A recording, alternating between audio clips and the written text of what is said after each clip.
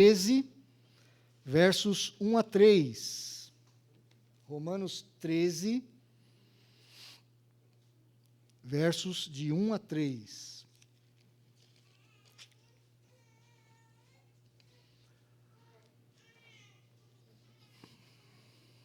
Como o cristão se relaciona com as autoridades? Esse é o tema do nosso sermão nesta noite.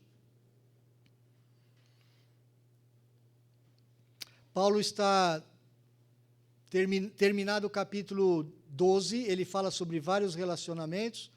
Verso 1 e 2, relacionamento do cristão com Deus. Versos 3 a 8, relacionamento conosco mesmo, com nós mesmos. Depois ele, do 9 ao 16, mostra o relacionamento entre a igreja, entre os irmãos da igreja. 17 a 21, ele fala do relacionamento dos cristãos com os inimigos, com os opositores, com a oposição. E agora no capítulo 13, na verdade a sessão é um pouquinho maior, ela seria de 1 a 7, mas eu vou dividir esse estudo, essa pregação em duas partes, por causa inclusive da Santa Ceia. Nós vamos dividir em duas partes, verso 1 a 3 hoje e 4 a 7 no próximo domingo. Ele vai falar sobre o nosso relacionamento com as autoridades. Como o cristão deve se relacionar com as autoridades. Eu passo então a ler Romanos 13, versos de 1. Eu vou ler do 1 ao 7, só para você pegar a unidade mesmo, que é de 1 a 7, mas eu vou expor só de 1 a 3.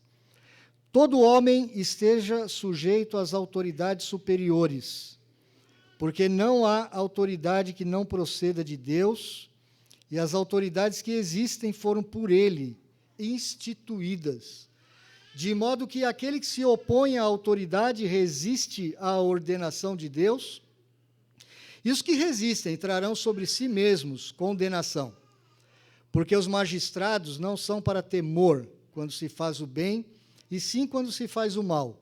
Queres tu não temer a autoridade? Faze o bem e terás louvor dela, visto que a autoridade é ministro de Deus para teu bem. Entretanto, se fizeres o mal, teme, porque não é sem motivo que ela traz a espada, pois é ministro de Deus, vingador, para castigar o que pratica o mal.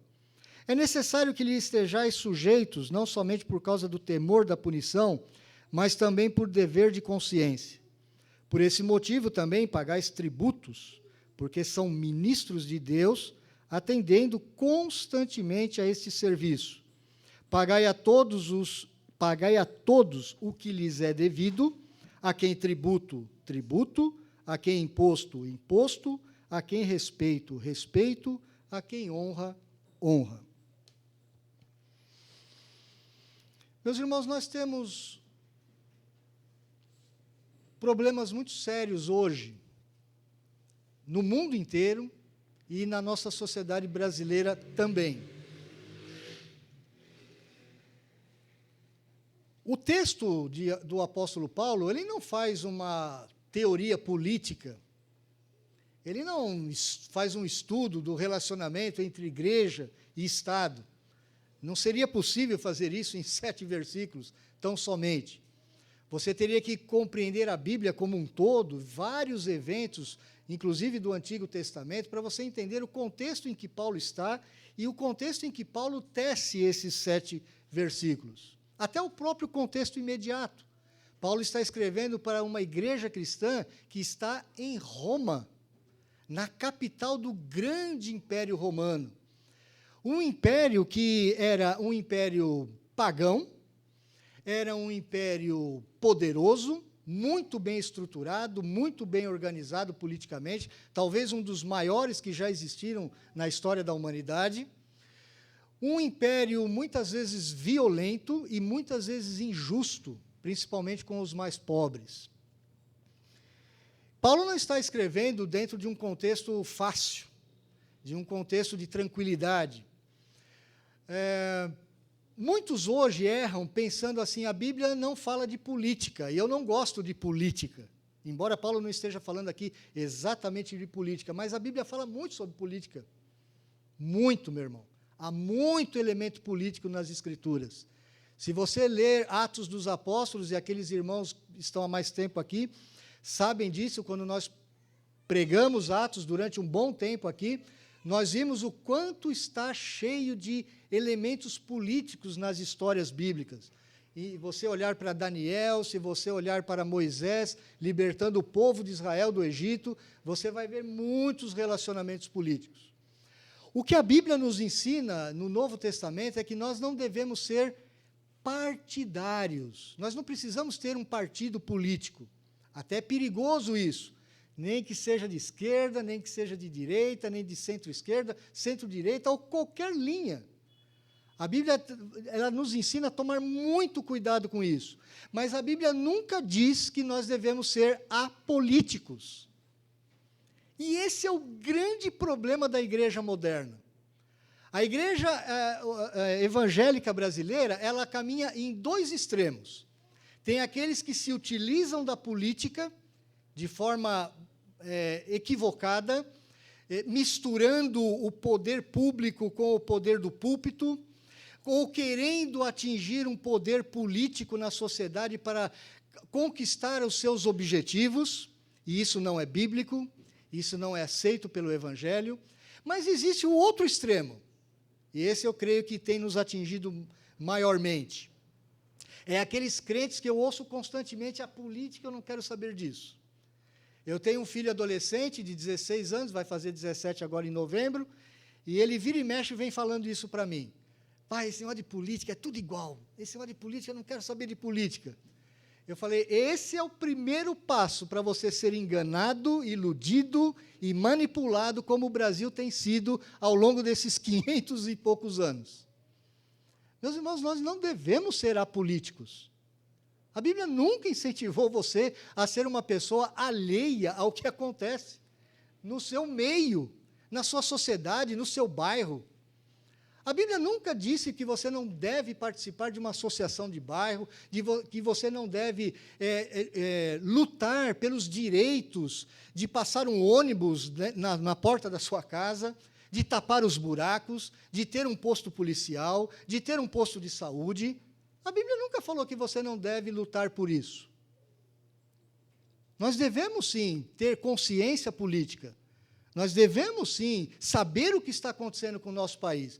O Brasil, hoje, é um país de 200 e poucos milhões de habitantes, com mais de 8 milhões e 500 mil quilômetros quadrados, um país de riquezas incalculáveis, com uma elite poderosa e riquíssima, dominando sobre esse país de forma injusta, de forma maligna, com uma grande parte da população não participando das riquezas do país, justamente porque nós sempre fomos instruídos a isso. Não ligue para a política, não se envolva com a política. E por isso somos dominados pelas elites malignas, dominantes. Os ricos estão dominando sobre o nosso país de forma injusta. Há muitas injustiças. E você precisa ter consciência para saber quais são esses grandes grupos que estão tentando manipular você. E existem em todo o espectro político. Todo. Então, você não é convidado pelo ensino do Novo Testamento a ser uma pessoa ignorante da política. Você não pode ser assim. E o presbiteriano, principalmente. Nós, reformados, nós temos uma tradição muito importante na política. Nós derrubamos reis na Europa. Nós derrubamos governos injustos na Europa. Nós modificamos a Europa. E como que nós podemos hoje, como presbiterianos no Brasil, dizer, esse negócio de política não é para mim? Meus irmãos, se você fizer isso, você está dando o primeiro passo para ser dominado, para ser iludido, para ser enganado. E nós devemos, sim, usar o Evangelho para ter os nossos posicionamentos e ter uma cosmovisão cristã aplicada à política. Você não precisa ser um político, você não precisa ser uma pessoa que gosta de teoria política. Não precisa ser assim. Mas você precisa ter um mínimo de consciência do que está acontecendo ao seu redor. Você não pode ser alheio. Você não precisa ser partidário. Nós nunca vamos trazer um vereador, um político, um candidato aqui nesse púlpito. Jamais. Nós, presbiterianos, sabemos as diferenças entre as esferas de atuação. A esfera política é uma, a esfera da igreja é outra. Mas existem momentos que essas duas esferas se interpõem. E é nesse ponto que nós precisamos saber nos posicionar. A preocupação com meu filho adolescente, Daniel, de 16 anos, é grande. E eu tenho dito isso a ele. Você não pode ter essa posição. E eu sei por que os adolescentes têm essa posição. Porque ficam desanimados. Porque ficam recebendo muitas notícias de todos os lados e parece que você está olhando só para o caos, só para o lixo, só para problemas. Eu sei, eu já fui adolescente, eu também já tive esses momentos de falar, não quero saber disso. Mas nós não podemos deixar isso na mão dos outros. E nós, como cristãos, nós, como reformados, nós, como presbiterianos, precisamos saber, inclusive, a nossa história, a nossa origem. Não é sair brigando por aí, não é fazendo partido político, não é quebrando as coisas, não é assim, não. Mas nós precisamos saber o que está acontecendo ao nosso redor. E nós precisamos, como pais, ensinar os nossos filhos a não abominar a política, mas saber pensar politicamente. E esses princípios que Paulo nos dá aqui são muito importantes, meus irmãos. Eu volto a repetir, Paulo não está falando sobre teoria política aqui, mas esse princípio aqui é muito importante. Como que nós devemos nos relacionar com as autoridades? Veja que ele começa dizendo: todo homem esteja sujeito às autoridades superiores. Aqui há uma afirmação bem generalizada. Todo ser humano, todo homem, toda mulher, todo crente, todo não crente, qualquer ser humano tem que estar sujeito a autoridades governamentais ou autoridades superiores. A palavra para autoridade aqui é exousia, no singular, como ele está usando no plural, é exousiai, autoridades. E essa palavra que Paulo usa, ela é bem genérica. Ela está falando sobre qualquer nível de autoridade. Agora, por que Paulo começa com essa afirmação? Porque nós temos muita dificuldade com a autoridade. Nós temos dificuldade de nos submetermos às autoridades. Quem é professor aqui, da escola pública, ou até mesmo da escola particular, sabe do que eu estou falando. Como é difícil ser professor hoje. Porque não há uma compreensão de estar sujeito às autoridades. Eu teve um tempo, viu, Sônia, que eu quis ser professor, eu pensei em ser professor um dia na minha vida. Eu falei, eu gosto de ensinar, eu gosto da área do ensino. Mas eu acho que Deus foi sábio me tirando dessa área. Porque eu fui educado numa época em que o professor entrava na classe e nós levantávamos e ficávamos ao lado da carteira e falávamos, bom dia, professor. E não nos sentávamos enquanto o professor não se sentava. E quando o professor falava, os nossos pais e avós falavam assim, olha, você tem que abrir as orelhas e pensar e ouvir bem o que o professor está falando e tapar a boca. Eu teria muita dificuldade hoje de ser professor e ser desrespeitado dentro de uma classe. Eu teria muita dificuldade.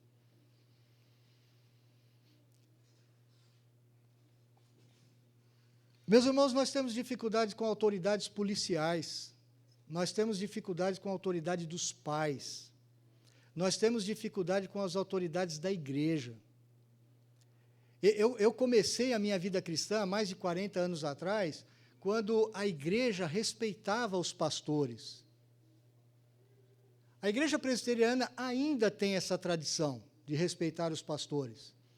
Até porque muitos pastores, ao longo dessas últimas décadas, também não se deram ao respeito. Denegriram a imagem dos pastores. Então, pastor virou motivo de piada. Eu sou da época que, quando um pastor ia fazer um carnezinho de financiamento, né, Luciene? O pastor chegava numa loja de São Paulo e ele falava assim: eu sou pastor. Praticamente o gerente da loja já dava o crédito automaticamente, não precisava apresentar documento nenhum. Hoje é o contrário. Se você chegar numa qualquer instituição, você falar, eu sou pastor, rapaz, vamos pegar a radiografia toda do camarada, até o raio-x do pulmão, porque não se confia mais nos pastores. Então, houve uma crise de autoridade generalizada. As crianças não respeitam mais os pais. Eu me lembro, quando eu era criança, o meu avô, os meus tios, o meu pai, quando eles estavam conversando, a gente estava ali prestando atenção. Era outra época. Hoje as crianças elas intrometem na conversa dos adultos, elas não respeitam mais os pais, os tios, os avós, os mais velhos hoje parece que ficaram considerados como peças de museu, gente desatualizada que não sabe mexer na internet. As crianças estão tendo dificuldades, inclusive com essa revolução tecnológica. Mas quem é meu tio, quem é meu avô, ele não sabe nem mexer no YouTube. Ele não conhece nem as notícias do momento. Porque eu conheço, eu estou lá, vendo todas as notícias in time, online. Meus irmãos, nós temos dificuldades, e aí vamos extrapolando para as autoridades que estão acima de nós. Um vereador, um prefeito, um deputado estadual, um deputado federal, um senador, um presidente, um juiz. É certo que a nossa Suprema Corte não tem se dado ao respeito também, mas eu também sou da época em que, se você falasse o nome juiz, ele era uma das pessoas mais respeitadas. Hoje os juízes são esculhambados. Nós vivemos numa crise de autoridade muito grande, meus irmãos. E o apóstolo Paulo está dizendo de forma bastante geral para mim e para você, todo ser humano esteja sujeito às autoridades superiores. Meus irmãos, nós cristãos, nós interpretamos a cultura, muitas vezes nos adaptamos à cultura, mas a nossa regra de fé e prática não é a cultura, é a palavra de Deus. E a palavra de Deus é muito clara. Nós não podemos sair por aí desafiando as autoridades, nem o policial, nem o governador, nem o prefeito. Você pode se opor, sim, você pode criticá-lo, sim, mas isso é muito diferente de você não estar submisso à autoridade do cargo. E quando Paulo está dizendo isso, ele não está falando que você tem que ser submisso à pessoa que ocupa a autoridade, mas à autoridade. E por que ele diz isso? Porque não há autoridade que não proceda de Deus. Meus irmãos, a democracia, ela parte do pressuposto de que nós elegemos os nossos governantes e que nós temos um contrato social. Isso vem lá desde Rousseau. A partir do contrato social, nós estabelecemos as nossas autoridades para satisfazerem o desejo da maioria. Esse é o conceito de democracia, de contrato social, da maioria das democracias ocidentais. Mas o conceito bíblico não é esse. O conceito bíblico é toda autoridade que existe sobre a terra é colocada por Deus, procede de Deus, vem de Deus. Agora, não importa se você elegeu o camarada, se você pelo voto colocou a pessoa lá, não importa se é uma ditadura, não importa se é como no Império Romano, porque não tinham eleições ali, Não importa que regime de governo ou que forma de governo você esteja submetido. As autoridades procedem de Deus. E essa é a primeira razão para nós nos sujeitarmos às autoridades.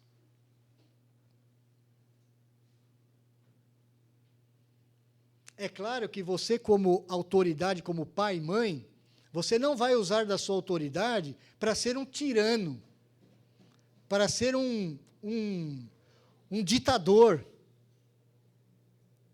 Mas um dos princípios que nós precisamos colocar para os nossos filhos é esse. Você deve obedecer seu pai e sua mãe, porque Deus colocou seu pai e sua mãe como autoridade sobre a sua vida. E, meus irmãos, eu vou lhe dizer uma coisa. Eu creio que, eu não sei, eu gosto muito de percentual, mas eu não tenho nenhum estudo para lhe falar isso de forma correta. É só uma percepção minha. Eu creio que 80% dos nossos problemas de sociedade hoje, principalmente entre adolescentes e jovens, não existiriam se os filhos estivessem realmente debaixo da autoridade dos seus pais. Ouvissem os seus pais. Se esse princípio realmente fosse algo normal nas famílias. Filho, você deve ouvir seu pai e sua mãe, porque Deus os colocou como autoridade sobre a sua vida. E para o seu bem, não é para o seu mal. Mesmo que nós, como pais, tenhamos errado. Mesmo que os nossos pais tenham errado. E nós erramos como pais. Mas o princípio não muda. Toda autoridade, cada policial que está lá fora. E veja, ele não está falando o policial honesto ou o policial desonesto. O policial corrupto ou o policial reto. O pai bondoso ou o pai maligno. Ele não está falando assim. Ele está falando todo homem esteja sujeito a toda autoridade. Porque toda autoridade procede de Deus. E quando ele diz isso, ele não está dizendo que muitas autoridades procedem malignamente fora da vontade de Deus. Adolf Hitler foi um, Idi Amin Dada foi outro, Saddam Hussein foi outro, Pol Pot foi outro, Fidel Castro foi outro. Muitos imperadores romanos, Calígula, Nero, que matou, inclusive, o próprio apóstolo Paulo. O apóstolo Paulo é muito interessante porque ele esteve debaixo de muitas autoridades romanas justas, que o abençoaram. Mas no final da sua vida ele sofreu um julgamento injusto. E cortaram a cabeça dele sob o imperador Nero, no ano 68. 10 anos antes dele escrever isso aqui. Quando ele escreve 10 anos depois ele morreu, aproximadamente. O princípio é o mesmo, meu irmão. Toda autoridade procede de Deus. E as autoridades que existem foram por ele instituídas. Ele está praticamente reforçando a mesma ideia.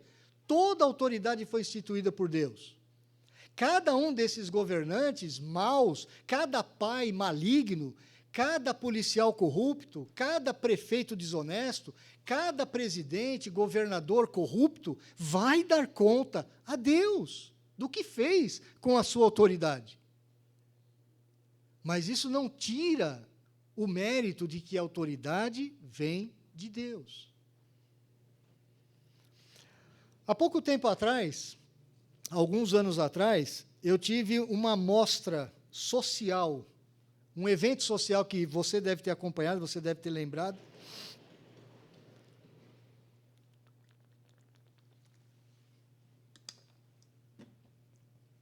Se não me engano, no Espírito Santo, houve uma greve de policiais durante muito tempo. E os policiais todos sumiram das ruas. Foi no Espírito Santo mesmo, Paulo? Foi, né? Lá pertinho de você, né? E o Espírito Santo, ou algumas cidades, eu não lembro se foram muitas cidades, mas virou um caos. Virou uma balbúrdia, virou uma anarquia. Anarquia, a própria palavra é ana, de negativo, não, ao governo. Não, governo nenhum. Não tinha governo nenhum. Isso é uma anarquia. Não tinha autoridade nenhuma. E pessoas que aparentemente eram honestas, trabalhadoras, pais de família, donas de casa, pessoas simples, começaram a saquear supermercados, saquear padaria, açougue, roubar o vizinho. Foi um caos.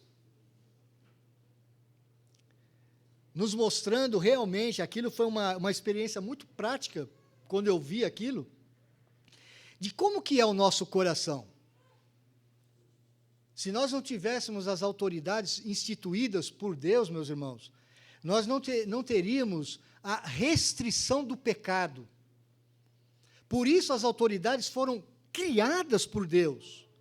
Pessoas governando, juízes, seja lá qual o regime que for, eu não posso falar nomes aqui, porque quando você fala um nome, você coloca especificamente no tempo, mas um rei, um imperador, um presidente, um prefeito, um vereador, todas essas autoridades foram colocadas por Deus, para restringir o mal, para abençoar a humanidade.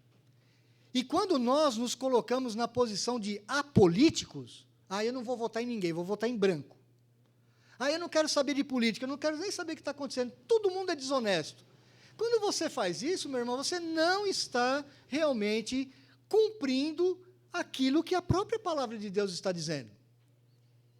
Porque se você tem a chance, numa democracia, de eleger os seus governantes, o seu vereador, o seu prefeito, o seu presidente, você tem que exercer esse direito. É um privilégio. Paulo não tinha esse direito na sua época. Ninguém elegia um imperador romano. Ninguém elegia um procônsul, um procurador, um general. Ninguém elegia nada ali. E ele continua nos dizendo: de modo que aquele que se opõe à autoridade resiste à ordenação de Deus. Meus irmãos, quando nós nos colocamos contra a autoridade, de forma injusta, e eu vou explicar por que eu estou qualificando isso aqui, você está resistindo, não à autoridade em primeiro lugar, mas a uma ordem que Deus colocou sobre a humanidade. A ordem judicial, a ordem das autoridades foi colocada por Deus, não foi uma invenção humana.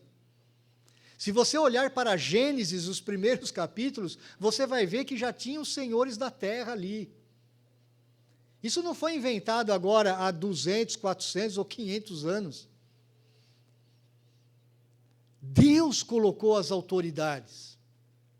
E quando você resiste, quando você se opõe à autoridade de forma injusta, você não está simplesmente resistindo àquele cargo, você está resistindo ao próprio Deus. Há momentos em que nós podemos resistir à autoridade e nos opormos à autoridade? Sim. Sim. O texto não está falando sobre isso aqui claramente, mas de toda a Bíblia você sabe do que eu estou falando. Você quer exemplos? As parteiras no Egito, que estavam para dar à luz aos meninos, elas receberam uma ordem do rei do Egito. Você tem que matar todos os meninos. E elas resistiram à ordem do faraó. As parteiras hebreias. Elas não obedeceram. Elas desobedeceram uma lei civil. Daniel foi mandado pelo rei babilônico a não adorar e não orar ao Senhor.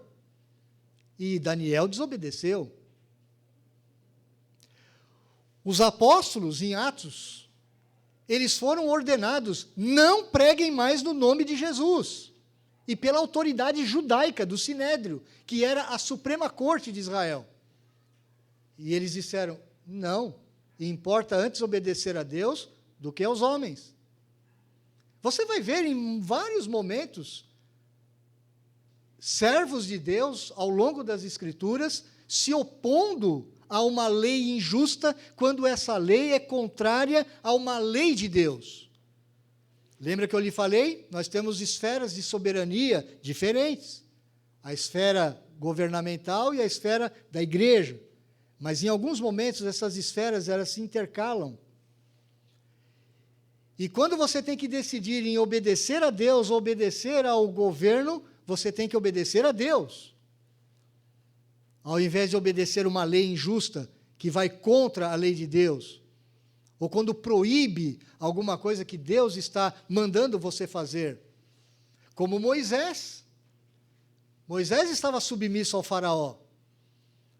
Mas Deus havia falado para Moisés, Moisés, tira o povo do Egito e leve-o para o deserto, porque lá eles me adorarão e me servirão.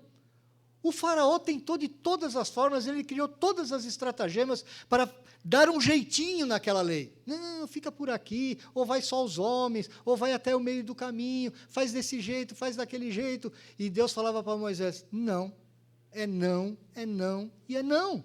Ele desobedeceu.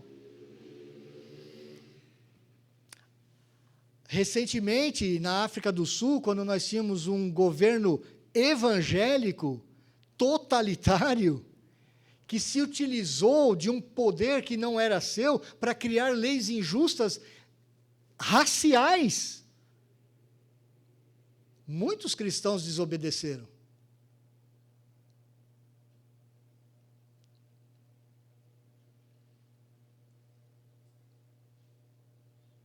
Em vários momentos da história, meus irmãos, nós somos instados a desobedecer uma lei civil, quando essa lei se opõe à lei de Deus. Mas, normalmente, não é isso que Paulo está falando. O que ele está falando aqui é princípio. E o princípio é que nós devemos nos submeter às autoridades, porque elas, além de serem instituídas por Deus, porque diz também que quando eu resisto, quando eu me oponho à autoridade, eu estou resistindo à própria ordem de Deus. E os que resistem trarão sobre si mesmos condenação. Como que nós resistimos à autoridade, meus irmãos? Quando nós desrespeitamos um guarda de trânsito, quando nós tentamos subornar um guarda na estrada, quando nós somos pegos acima da velocidade, quando nós tentamos não pagar os impostos nas nossas compras, quando nós tentamos burlar o Estado.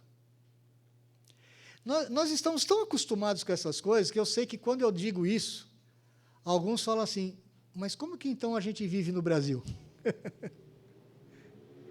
Eu sei o quão é difícil. Eu trabalhei na indústria durante 30 anos, meus irmãos. Eu sei o que é pagar imposto numa indústria. Eu conheço toda a estrutura de impostos de uma indústria. Não de todas as áreas, mas da indústria eu conheço. Eu tinha essa dúvida há muito tempo atrás, no meu início da conversão. Porque eu tinha muitos irmãos empresários. E muitos deles diziam assim para mim, olha, ser empresário no Brasil, pagando imposto, você não consegue. Você não sobrevive. Você não consegue sobreviver, é impossível. Eu olhava aquilo e falei, não é possível. Então quer dizer que um crente empresário, ele tem que ser pecador? Ele é obrigado a pecar? Não é possível isso. E era o que eu ouvia. Até que um dia eu participei de uma conferência na Igreja Batista Betel, em Santana. E ali tinham muitos vendedores de grandes empresas, muitos empresários, muita gente que trabalhava com comércio, com indústria, gente de altos negócios. E as discussões ali me acalmaram o coração. Porque eu vi o testemunho de gente crente, de empresários, de grandes vendedores, de campeões de vendas de grandes empresas, dizendo assim, não. você não precisa pagar propina. Você não precisa dar a bola para o comprador para você ganhar uma venda. Você não precisa deixar de pagar os impostos para a sua empresa ir bem. Você tem que fazer o correto e depender de Deus. Eu não era empresário, eu nunca fui vendedor de nada, não sei vender nada. Mas aquela conferência naquela igreja me confortou o coração. Eu era recém-convertido. Claro que depois eu ainda li muito mais sobre o assunto, e eu posso lhes garantir, é possível sim você ser crente, sendo honesto, fazendo o seu imposto de renda direitinho, sem burlar nada, sem pagar propina a nada. Eu sei que muitas vezes é tentador. Eu trabalhei em indústria, eu sei o quanto é difícil isso. Quando você quer vender algo, quando você precisa colocar o seu produto num grande cliente, quantas vezes os compradores, eles mesmos, te levam a dar algum favorecimento para que o seu produto entre naquela empresa.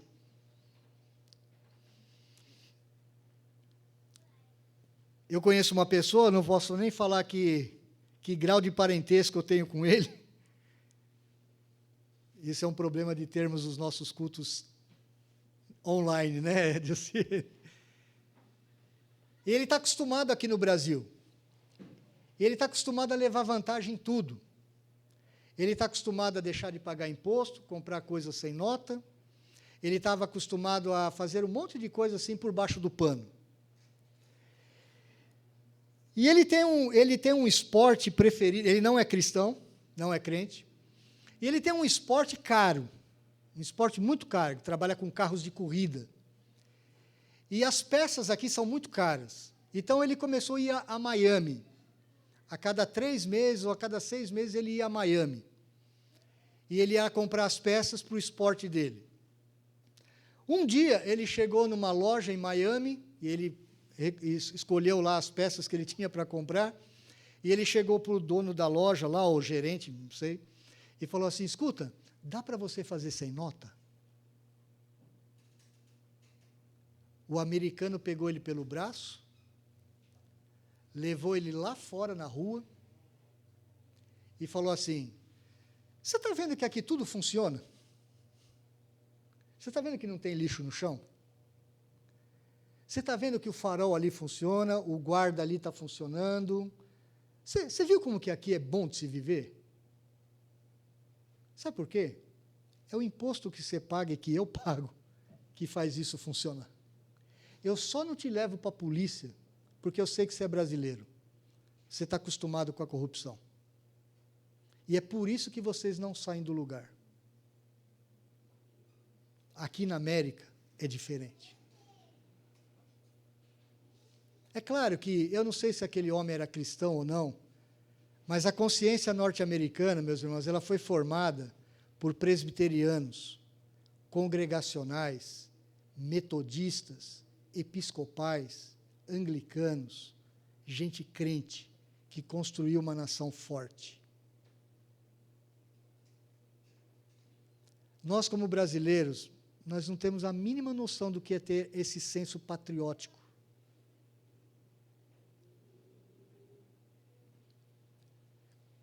Por isso que nós não andamos para frente. Nós damos um passo para frente e 2 para trás. Porque realmente nós estamos resistindo às autoridades e nós temos trazido sobre nós mesmos condenação.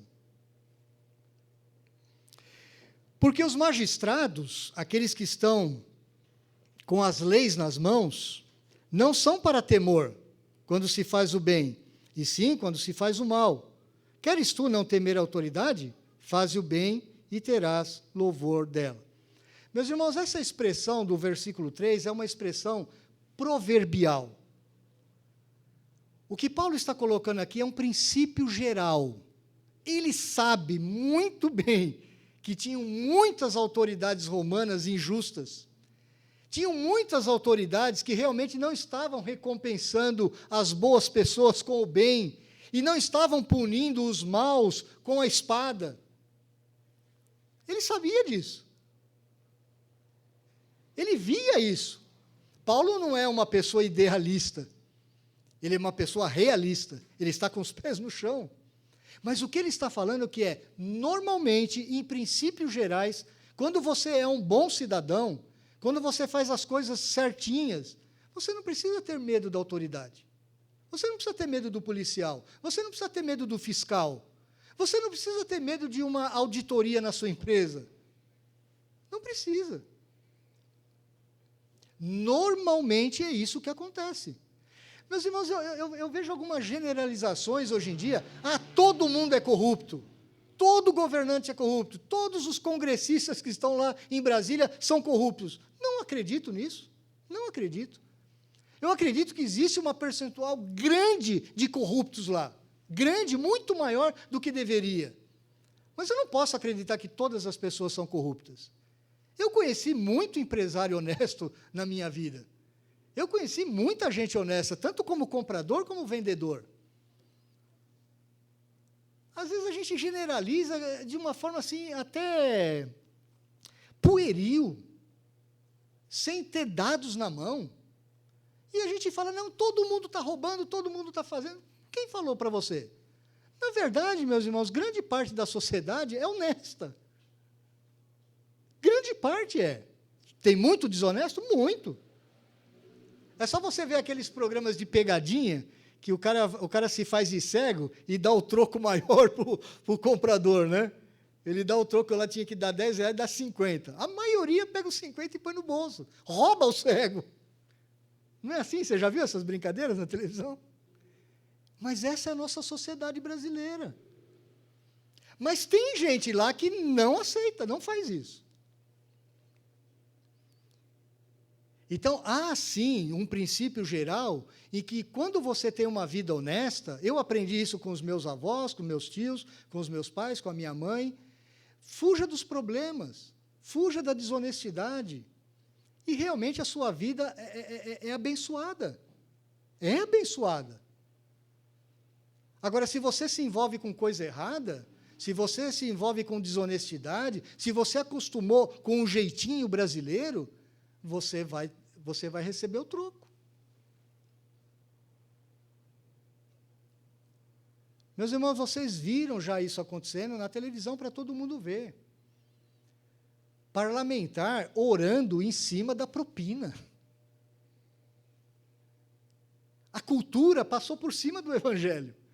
O cara foi capaz de orar com o outro, 2 evangélicos, orando em cima da propina. Como é que uma pessoa chega nesse nível? Você acha que foi do dia para a noite? Não foi. Começam com as pequenas coisas. Eu conheço gente crente, empresário, que explora a empregada doméstica. Eu não sei qual que é o salário da empregada doméstica hoje, não faço a mínima ideia. Mas vamos imaginar que fosse R$800.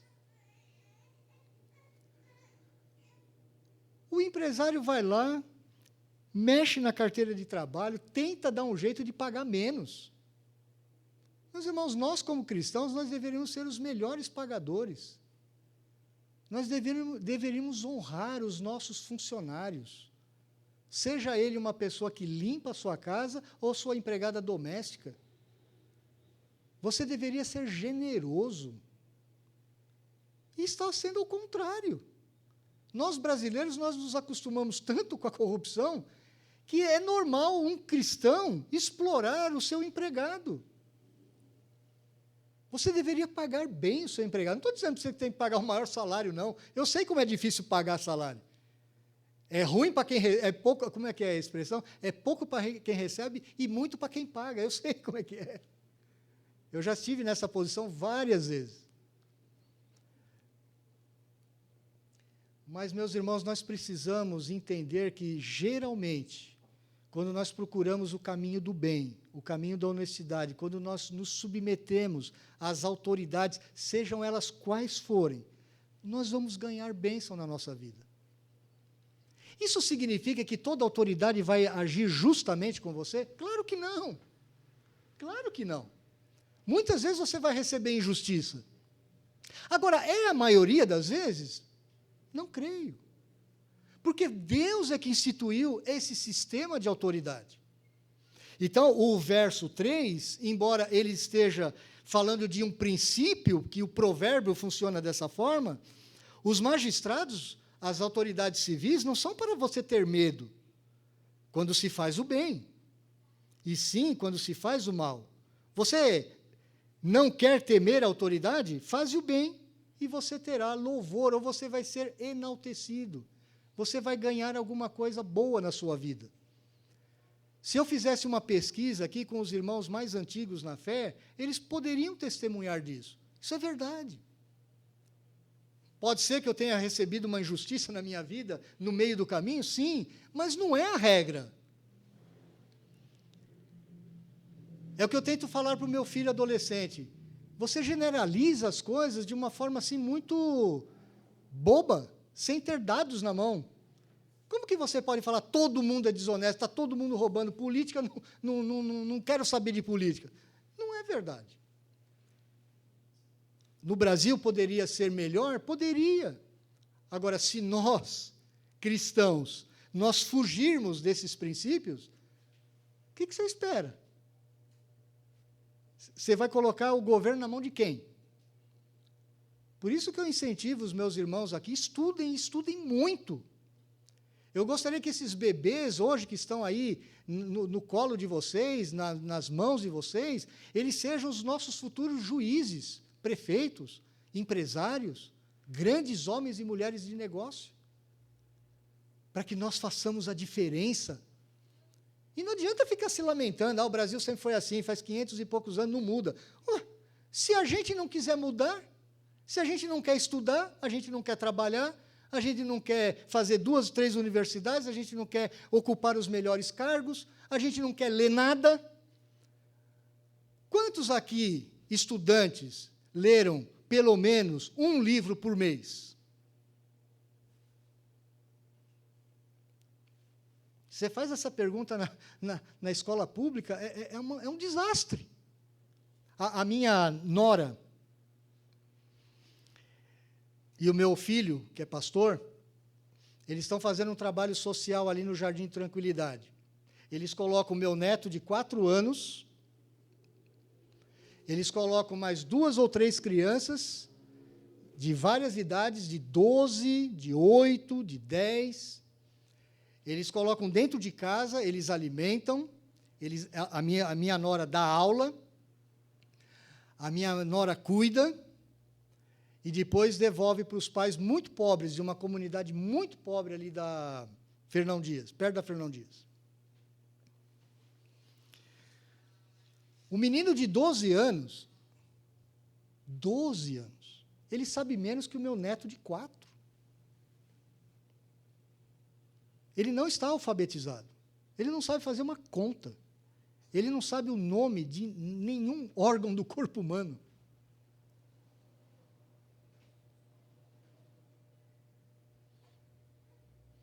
Meus irmãos, que país que nós queremos, meus irmãos? Que país que nós queremos? Se a gente gastar o nosso tempo com televisão, Netflix, dormindo, só descansando. Os grandes países do mundo, Japão, Coreia do Sul, Estados Unidos, Suíça, Bélgica, Holanda, Suécia, Dinamarca, Finlândia, estudaram, trabalharam, se esforçaram. Respeitaram as autoridades. Teve injustiça? Claro que teve. Eu acabei de dizer. Quantos dos nossos dos grandes países hoje, a Inglaterra hoje é um grande país, mas a Inglaterra já foi tão miserável, tão corrupta quanto nós brasileiros somos hoje. E alguns reis perderam a cabeça por isso.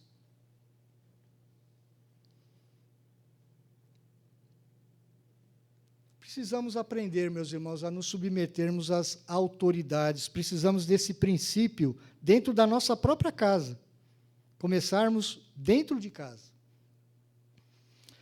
E eu não estou nem entrando na submissão da esposa ao marido, que é outro tipo de autoridade. Nem vou entrar nesse assunto aqui hoje.